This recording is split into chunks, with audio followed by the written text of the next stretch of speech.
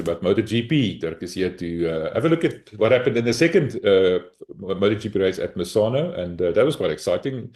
A lot of things happening. So welcome back, Dirk. Let's get into it. Hello, Emily. Yes, indeed. Hey, another weekend of drama. And I think the bottom line of it was that we are nearing a very exciting part of the championship. That was the seventh to last race. And I think the pressure is just really, really building. And that means that the guys are making more and more mistakes. And they're just riding on the brink. They're pushing everything absolutely to the limit. And then these are the results that we see. Different things happen, technical problems or falls. And that just, it puts the championship wide open still.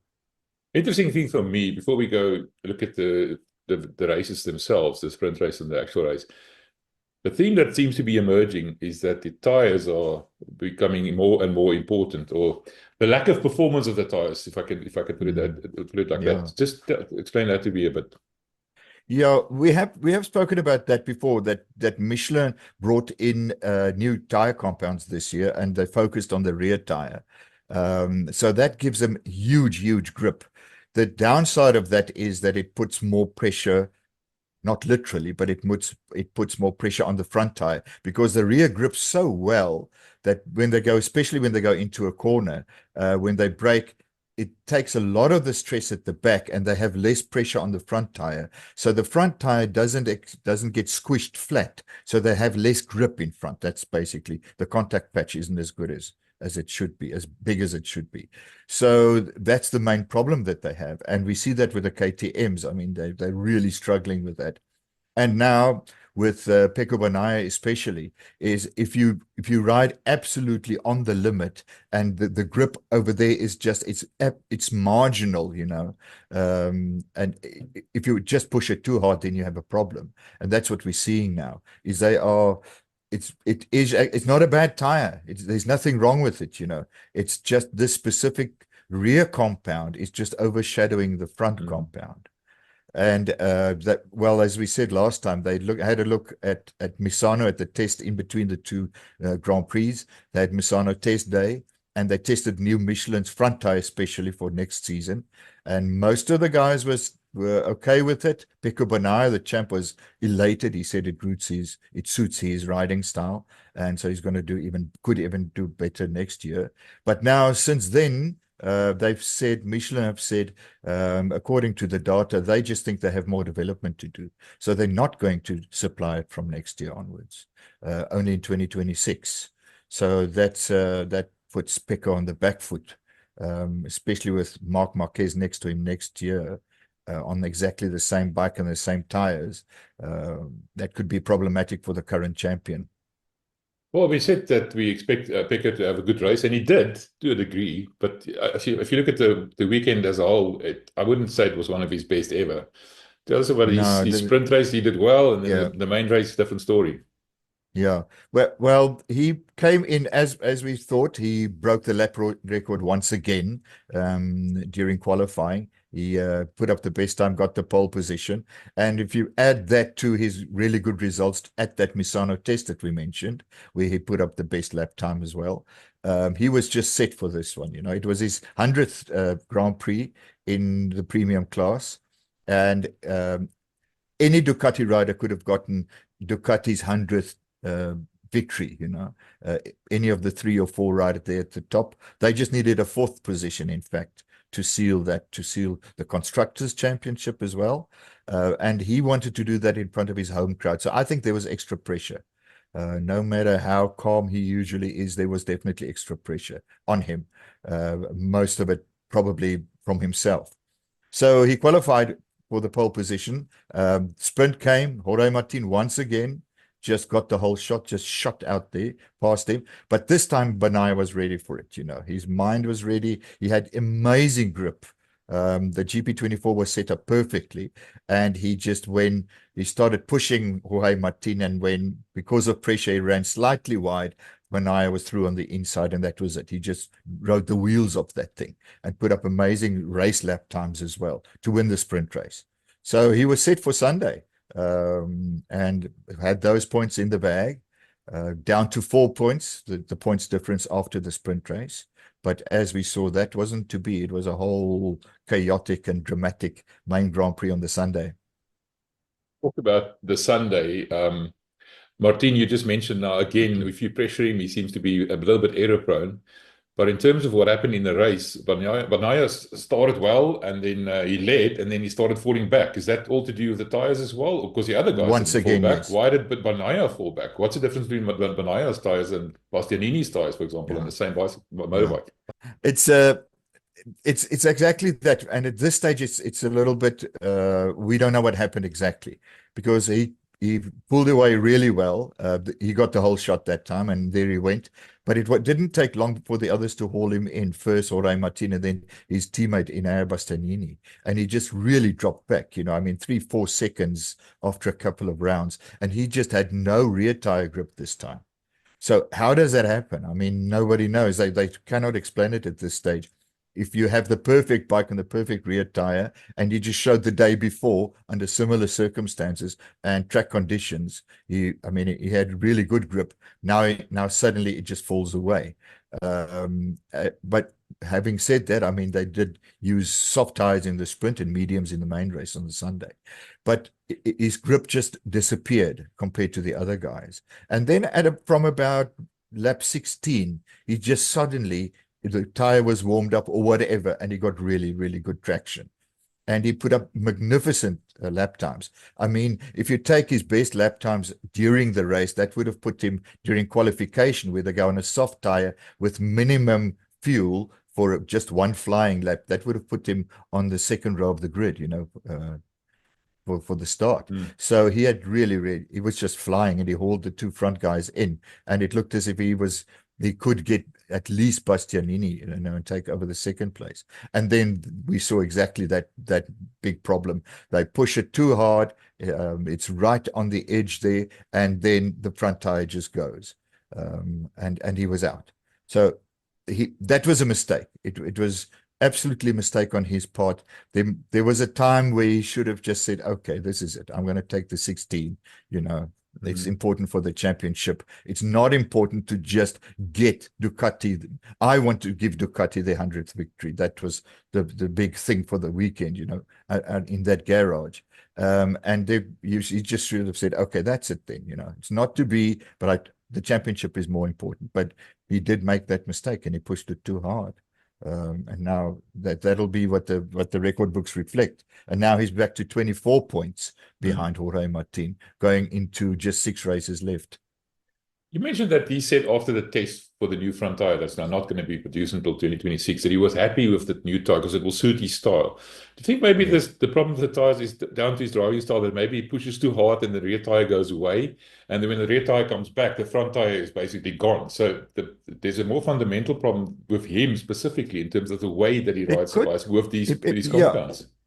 Yeah, it could be. He blames Michelin, obviously. He said, well, it's the tire. He's never experienced something like that, and it doesn't make sense. Why does that happen? He wants to know, because he says it's ridiculous. You can't put up good lap times all weekend and then go out in the race, and then your grip just suddenly fails and then comes back. Michelin says that's impossible.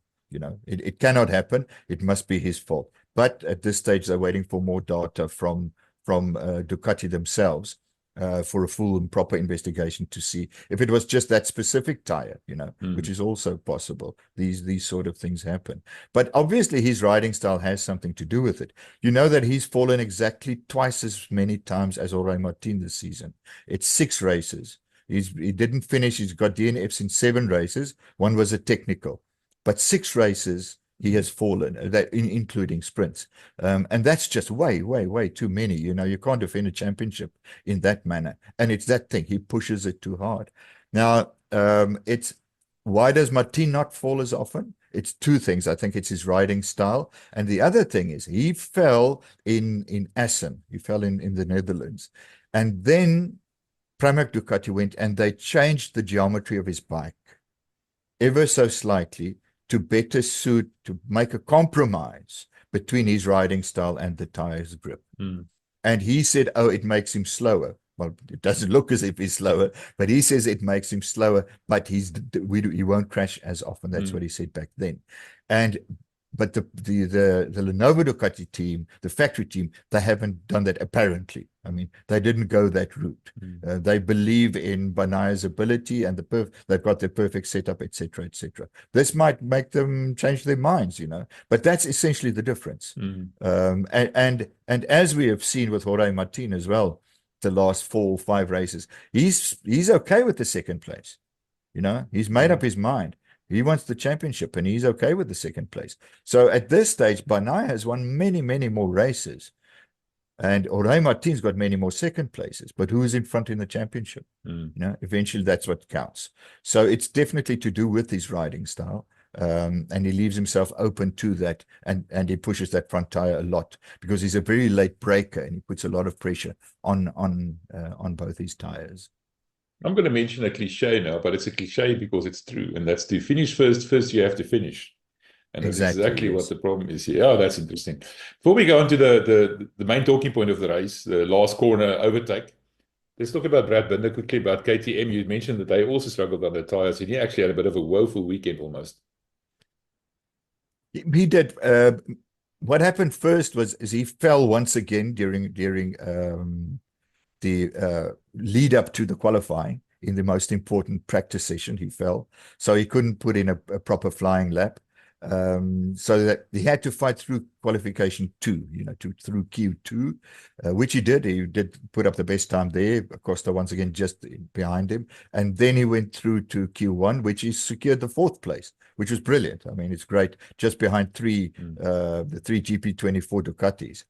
But in the race, first we saw in the sprint race, he just fell back. He shot from the 4th to the 2nd position. So he was into the first corner in 2nd position.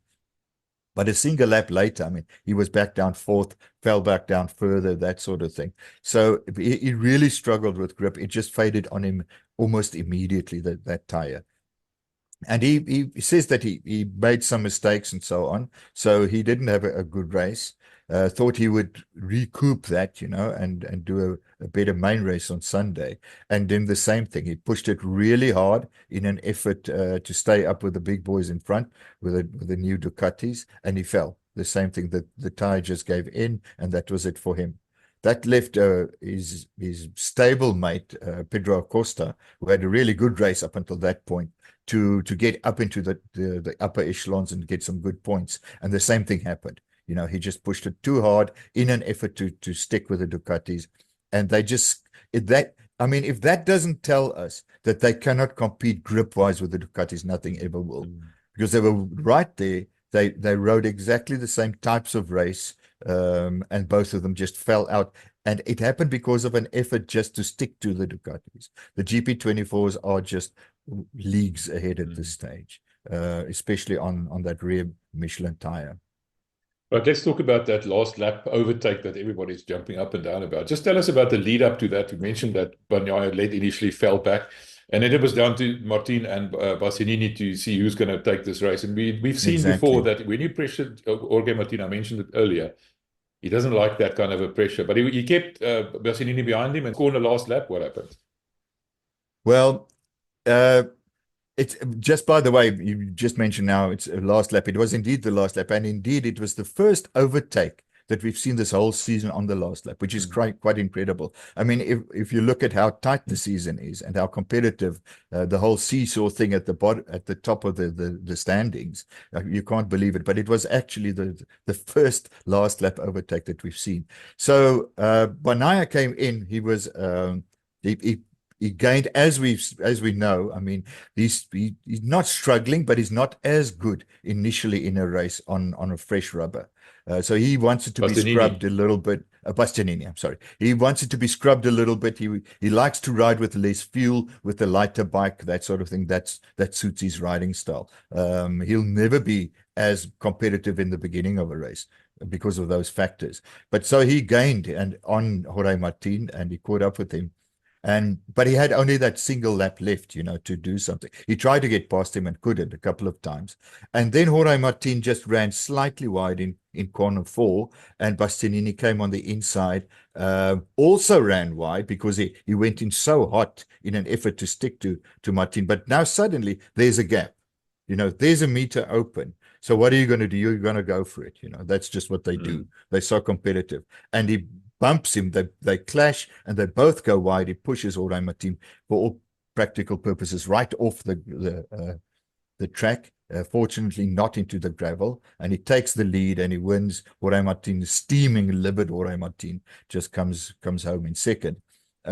So there was a clash. Now, what are the takeaways that we can get there? Is as I said, there was a gap. So Bastianini knew or thought he could get through, and that was his last chance to take victory in the race. I was quite surprised that he would be that aggressive. He's not usually that aggressive. He's a calm sort of rider and a nice, young, friendly guy. But he did go for that corner. Now, be it as it may, why didn't the stewards do anything about it? That's I think the main question, because they didn't even investigate. They just left it as it is, and that was the result of the race. So they didn't even go to say, yes, it was a racing incident or anything. Now, the negative part of that is we don't have anything to go on now. There's no clarity, more clarity on any rules or what are you allowed to do or not to do. And according to the riders, for example, Marc Marquez, who now inherited, because of Pecco's fall, he inherited third position, another podium. He called it a present, which it was. He said, well, he thinks that Enya Bastianini should have had to give that position back and he must have settled for second. That's what the stewards should have done.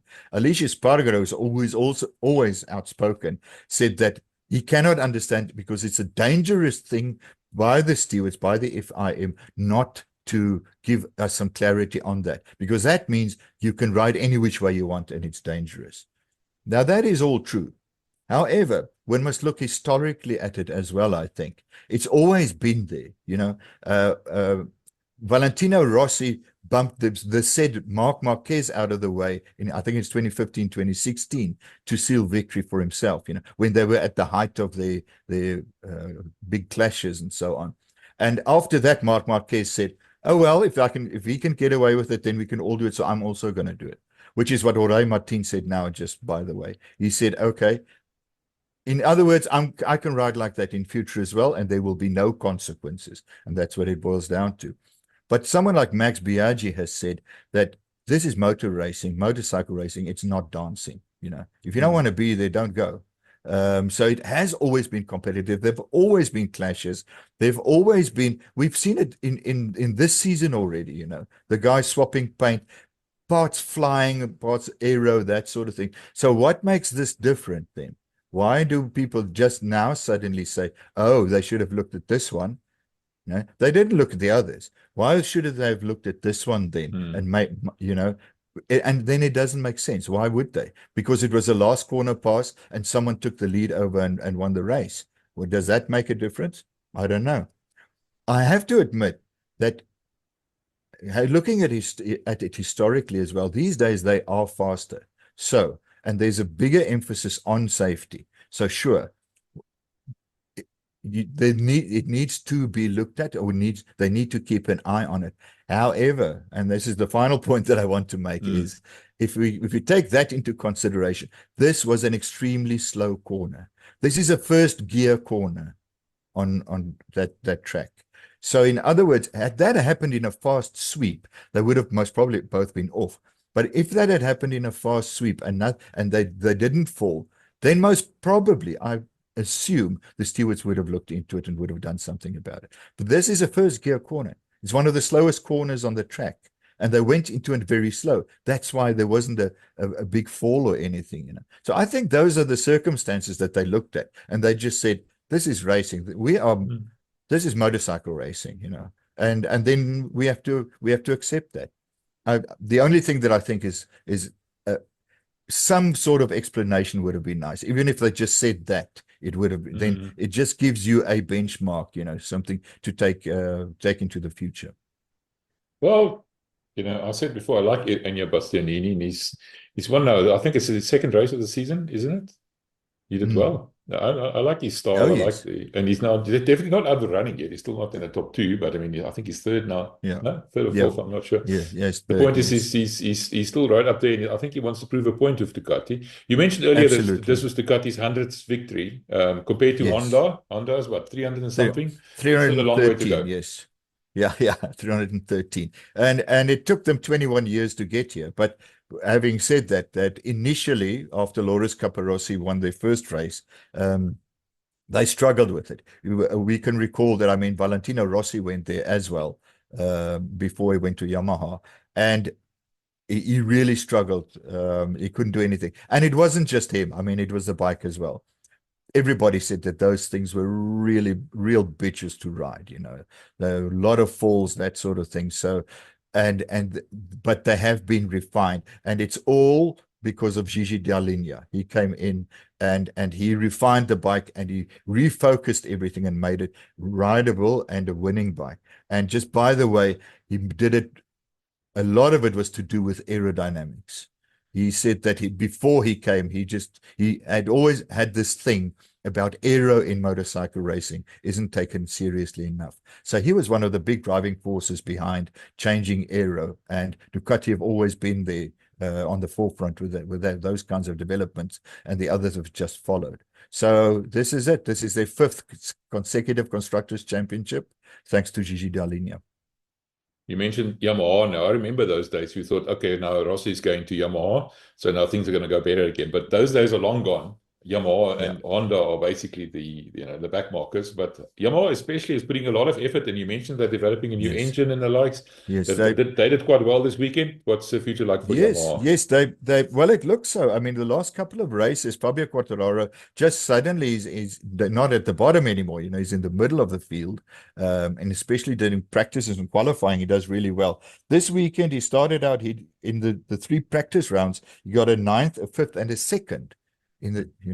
So that fifth in the free practice gave him a free pass right through to Q2, where he qualified ninth best. So he started ninth on the grid, and he got 2 sevenths, albeit because of the falls of the two KTMs, the KTM / gas. But he got 2 sevenths, I mean, in the sprint and the MotoGP. So it looks as if whatever they told him, it is coming to fruition. They most probably didn't lie to him, And now they also announced this week that they are at last coming out with a V4 engine. Now, as we've all seen, like, V4 is just the racing configuration that is the best for this race format. But it will only be available not next year, by middle of next year, they say. It could be available. It won't be available right off the bat at the start of the season. Right, Dirk. So what's next? What's happening this weekend? Well, now they're already there, Mandalika in Indonesia. So that's the start of the last 6 races, and as we've said, now's the time. Suddenly there's a deficit of 24 points. The champion really needs to make a plan. And now you have different weather circumstances, humidity, etc., etc. So it is going to be really interesting, and it's going to be interesting to see how Bagnaia refocuses with him now being properly under pressure. It's been a seesaw thing, this whole championship, between Jorge Martin and himself, and swapping the lead and so on. But now he's really behind. So for him to defend his championship properly, he will have to do something about it.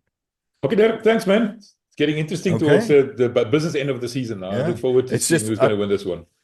I'm telling you, that sprint race, I almost couldn't watch it because of the suspense.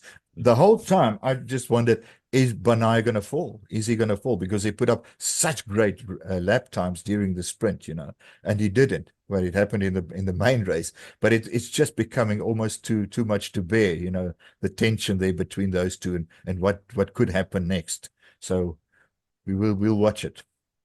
All right, Dirk, thank you. We'll talk about what happened this weekend next week in our weekly discussions. So I look forward to that. Thank you. Cheers.